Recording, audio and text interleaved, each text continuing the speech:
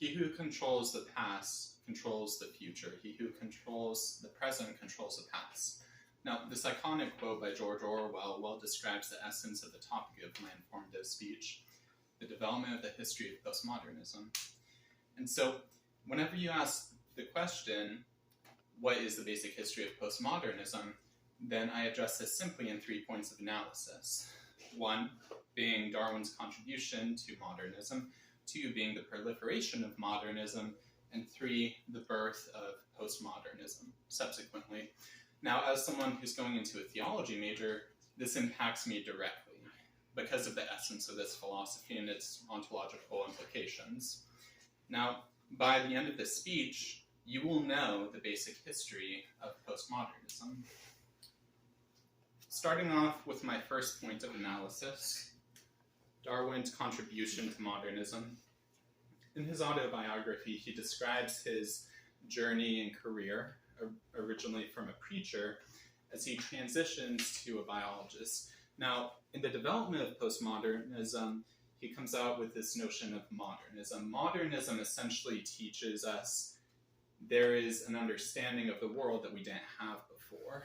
Cultures are identified that weren't really acknowledged in the Hebrew Bible. There's this development of biology we weren't aware of, and so there's a question, what do we do with that?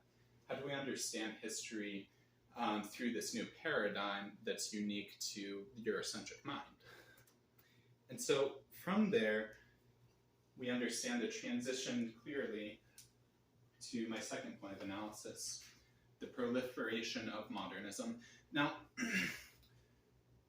Darwin's book was published in the late 1800s. However, this wasn't truly proliferated until much later. Truly, it didn't take its strongest point until roughly the 1940s, according to the iconic book Primer on Postmodernism. Now, the book well describes, hey, this is what happened with the spread of postmodernism, because this started affecting churches. This started to affect theists. And so there's a societal change necessarily implied by this, which again leaves the audience with a question, how do we handle this? Now, postmodernism was then the clear answer for many people, the majority in fact.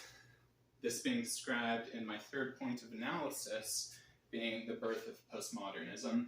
So, to a community that doesn't have the resources to truly research origins of the things like potential macroevolution, changes in culture, changes in ethnicities that we didn't previously have knowledge of from Holy Scripture. Well, in the book Constructing Postmodernism, the author well describes how postmodernism is, by name implied, subsequent to postmodernism, is saying, well, how can we really know? Is there a way to truly verify the history of which I was not present in? And so, because of that, it takes a stance of noetic depravity. No one can truly know the answer. Thus, it's developed new developments, new areas of philosophy, and it permeates culture today. Now, when you beg up the question, what is the basic history of postmodernism? Well, we come back to my 3 points of analysis. 1, being Darwin's contribution to modernism. 2, being the proliferation of modernism. And 3, the birth of postmodernism subsequently. Now, since it would, for a postmodernist, be circular to describe his history, as the stance of noetic depravity demands, I'm here to tell you, through these 3 points of analysis, you have now understood the basic history of postmodernism. Thank you.